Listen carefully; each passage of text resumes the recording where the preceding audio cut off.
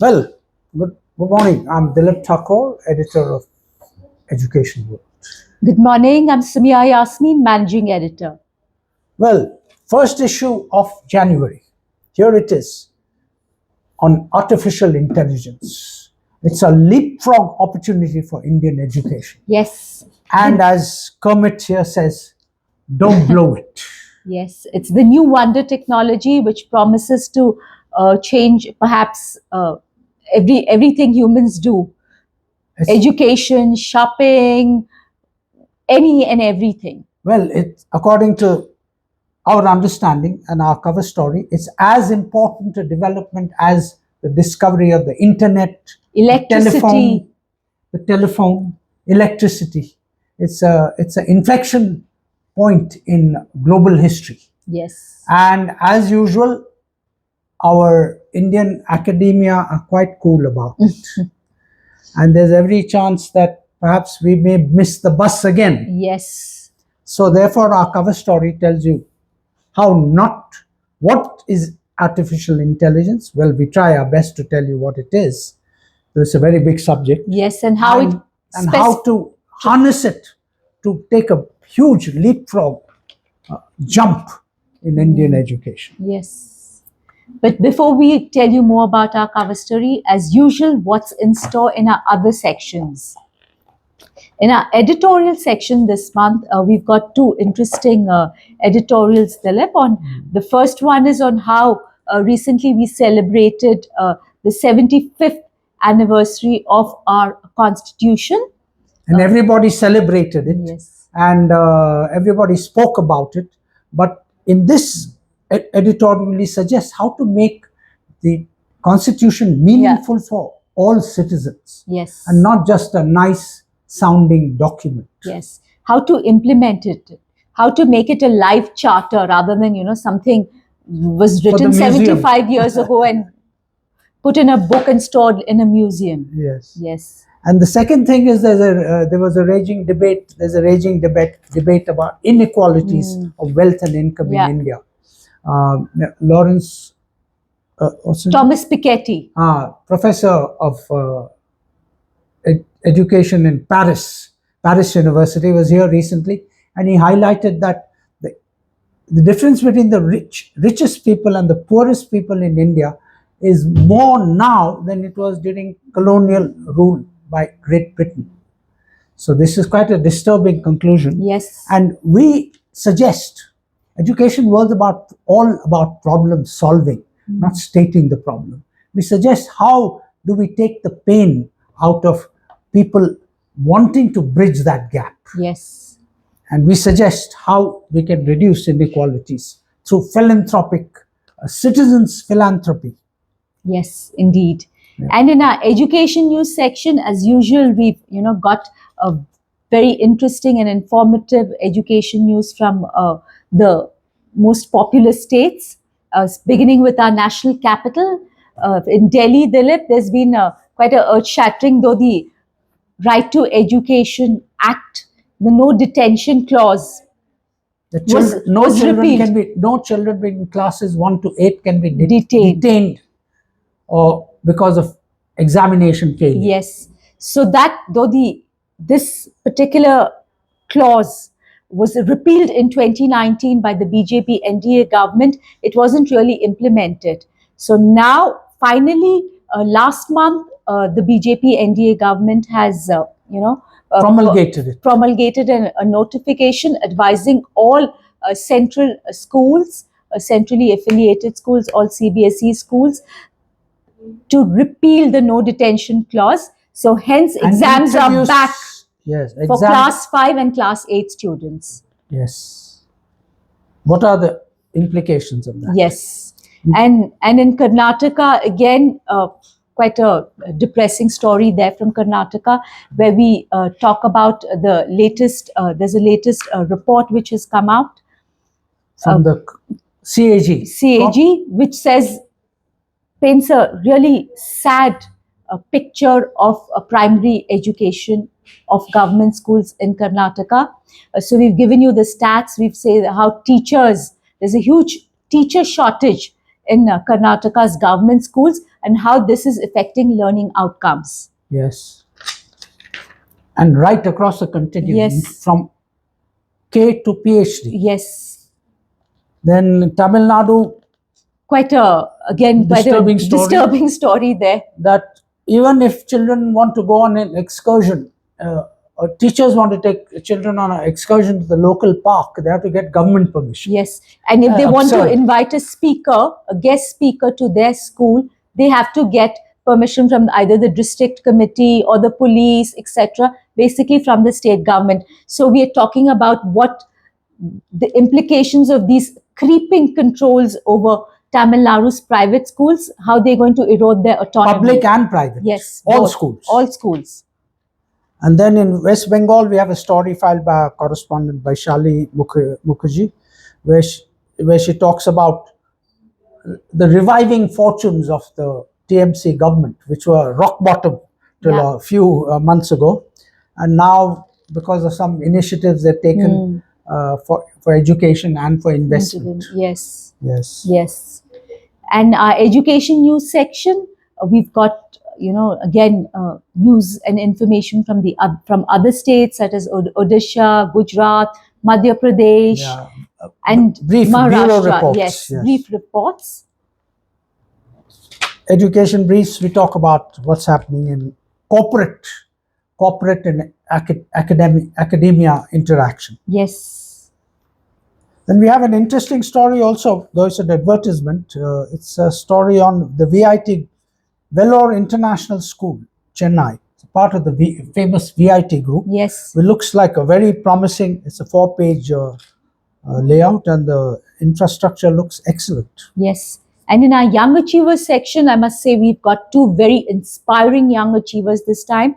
The first one is Manisha Ramadas, who's the first Para-Olympian in badminton. She's won a medal at the Paris Para-Olympics, and we've put forth her interesting and very inspiring story. Yes. And our second young achiever is also a very triathlon champion. Yes. That means swimming, biking, and running. Yeah, a high achiever, and how she has started a social impact fund.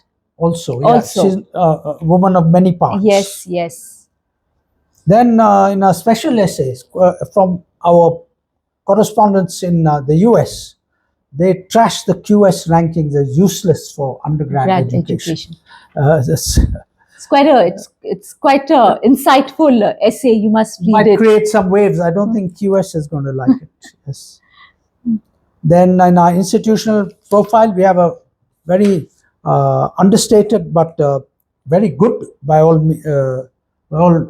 indications. Yeah. School called Brahmdutt Bluebells Public School in Gurugram, and it's quite informative and encouraging profile. And the well-known Purdue University, yes. USA, yes. which is excellent for engineering education. Yeah.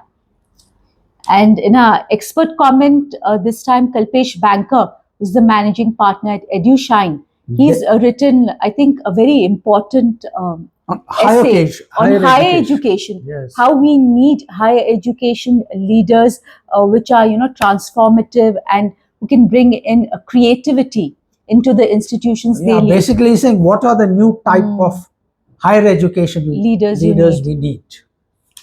Yeah. And now to our cover story, Dilip, the new wonder technology of artificial intelligence and what it can do for Indian education. So we've, interviewed and we've presented our case forward, saying that artificial intelligence can be that technology which can leapfrog Indian education from perhaps rock bottom, mediocre status into the league of the developed nations. And if used carefully and intelligently. Yes.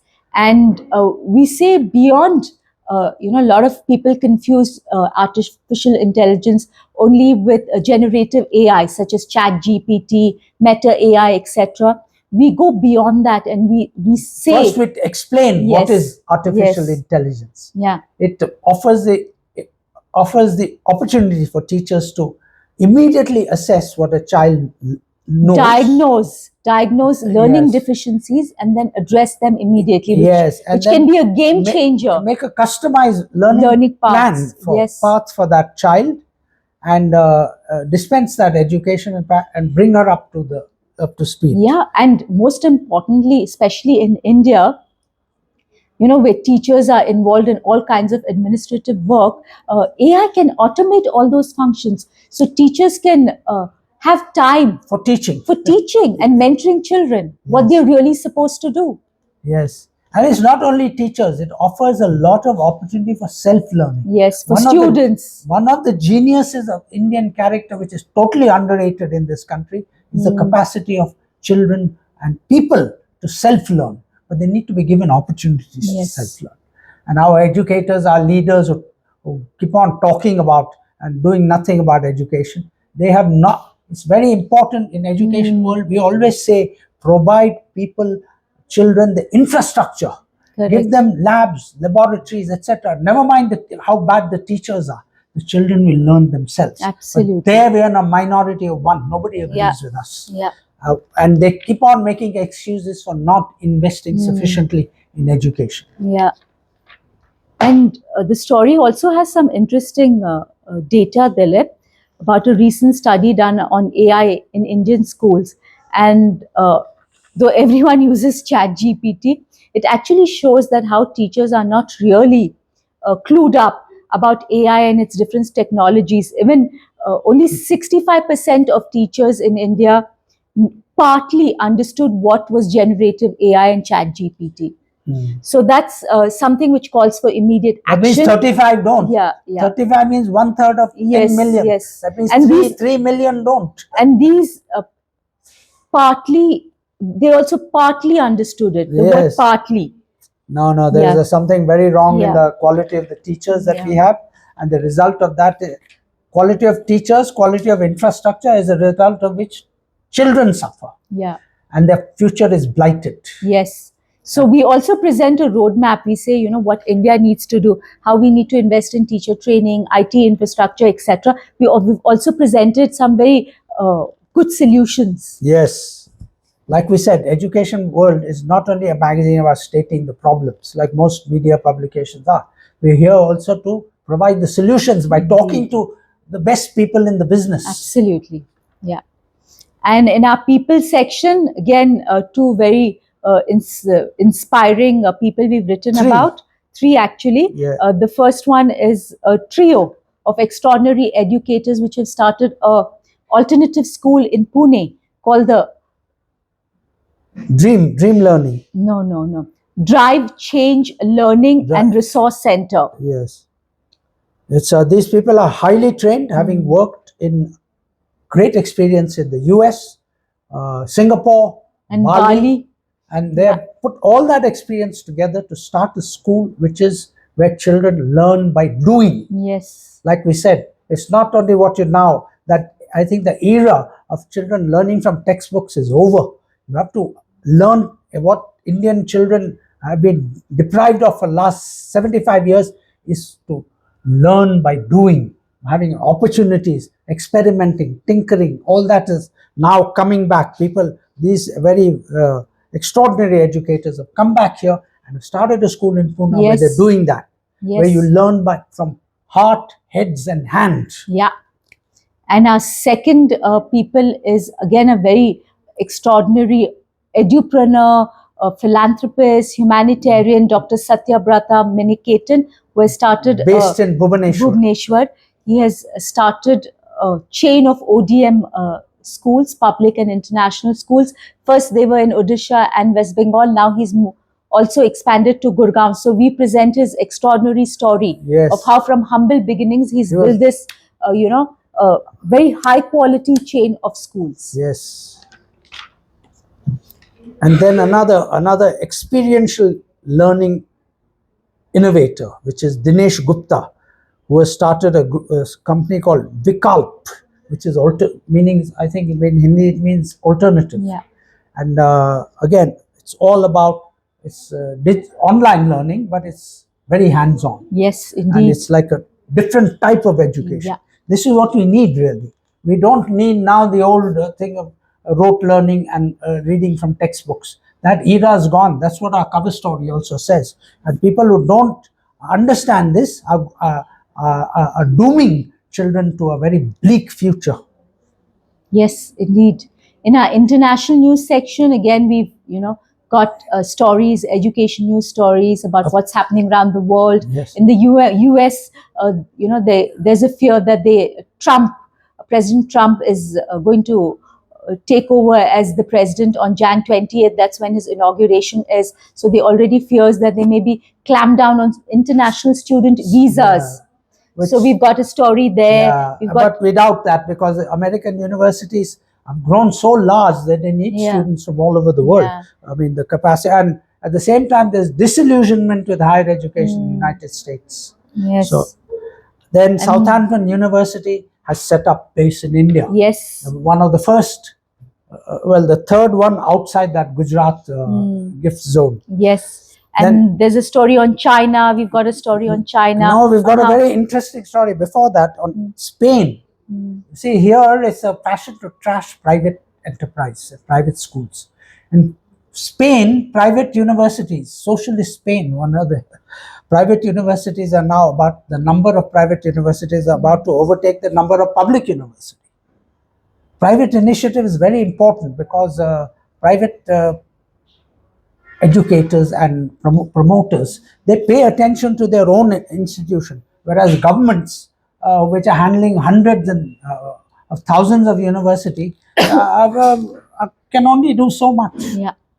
Then the Arab world, universities are coming up in the Arab world. We've given the Times higher education rankings in the Arab world, and it's quite revealing. And a very interesting story we got from The Economist, I think, saying, are people becoming more stupid? That's grown-up people, where they give examples of people who can't do class 4 and class 5 sums, and their number is growing. It's not, in spite of all this artificial intelligence and great strides, it's somewhat paradoxical, but their number is growing, and that's a disturbing phenomenon. Yes, and we've got a story from India, Dilip, here, which talks about how though Australian and British universities are perhaps eager to set up campuses in India, how US universities are very reluctant. And there's another story here from China. The Americans probably know more about Indian education bureaucracy than Australians and British. So it's time for the bureaucracy and others to start giving people, education, universities in particular, the freedom that they deserve. And from China, a story showing that children are losing interest in learning English. Yes. And in our teacher-to-teacher essay this time, we have Mahika Shishodia, who's the head of education at the Lodha Foundation. She's written, I think, a very important and relevant essay on the importance of nurturing gifted children. How do you identify and nurture them in India? Unfortunately, I mean, we don't have specialized programs which nurture gifted children. Everything is inclusive now. The woke word is inclusive. Make everybody inclusive. But that means one cap to fit all sizes, to include everybody. But here according to one statistic, there must be at least 14 to 15 million gifted children in India. Extraordinary. And gifted children are the people who built Google, Apple, and those kind of companies whose market valuation is more than the total GNP of India. Yes. So we need, like I said earlier, Indian children have great capacity to self-learn, to learn, and gifted children more so. So we have to also encourage and nurture our gifted children, and not say everybody should be equal and give one size education that fits everybody. Yes. And in our special report, yes, we have a report for you from our second Education Leadership Retreat 2024, which was held in the holy city of Varanasi. I think one of the world's most ancient cities and sacred cities, hosted by the Sunbeam group of schools. Before that, I think you should tell people that Education World is not only about writing reports, we are also about doing. And like I said, we like to solve problems. So now there is a leadership deficit in Indian education.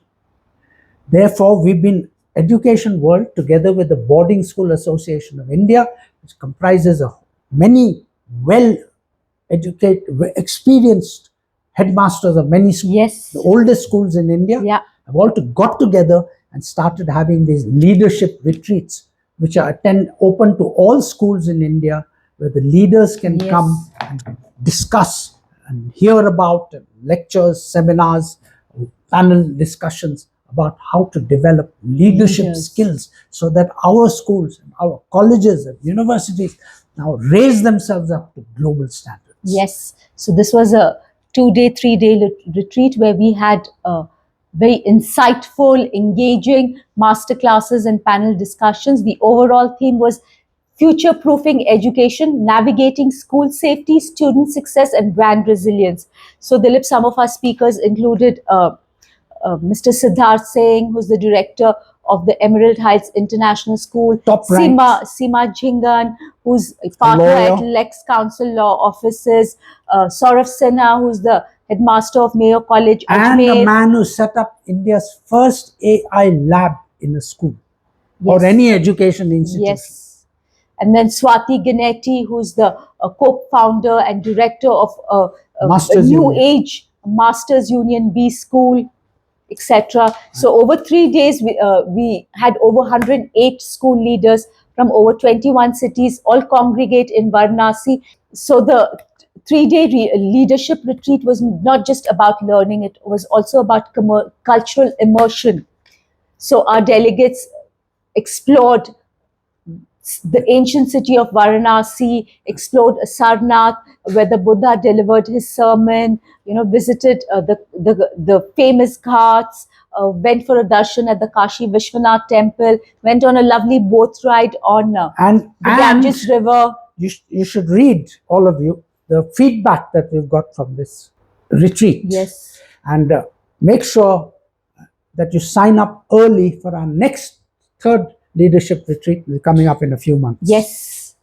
And in our book review section, as usual, we've got quite a novel book review here, which is makes a connection between food habits of Indians and their caste composition. Yes.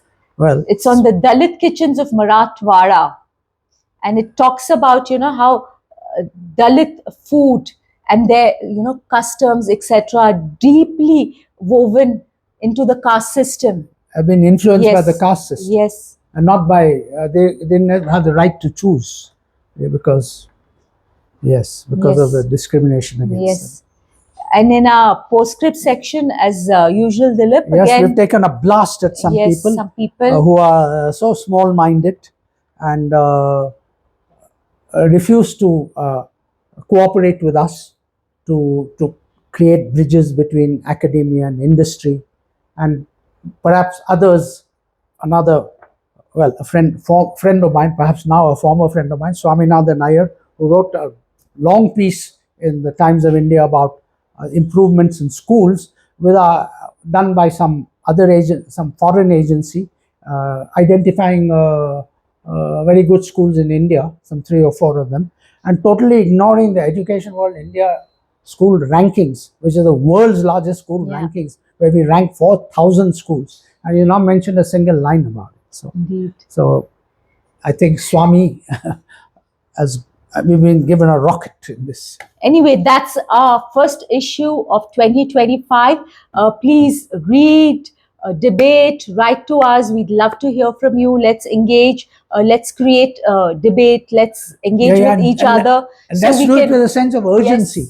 This our cover story tells us that now Indian education is an inflection point. Yeah. There is no time for leisurely debate making, setting up commissions, present a report 5 years later. All that is going. We need to start. We have to hit the ground running this year. Yes. And before we go, as usual, we've got in store for you in ParentsWorld. So in ParentsWorld, our cover story is we give parents guidelines, ways and means, how they as a family and they can help their children resolve to break 5 common bad habits this year. Yes. What are the habits? Yes, you have to read Parents World cover story January issue to find out. Yes. We wish all our viewers, readers, a very happy And well-wishers, 2020 if yes. any. 2025. Here's wishing you all a great start in 2025. Thank you. Happy Thank New you. Year.